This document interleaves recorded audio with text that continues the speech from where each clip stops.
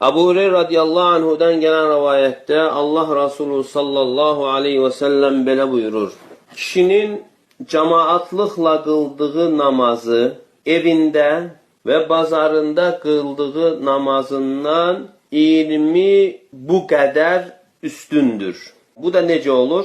Onlardan biri dəstəmaz alarsa və dəstəmazını gözəlləşdirərsə, yəni gözəl, kamil şəkildə evində dəstəmaz alarsa, sonra məscidə gələrsə, onu çıxardan, yəni evindən çıxardan yalnız namaz olarsa, yəni onun istədiyi niyyəti yalnız namazdır.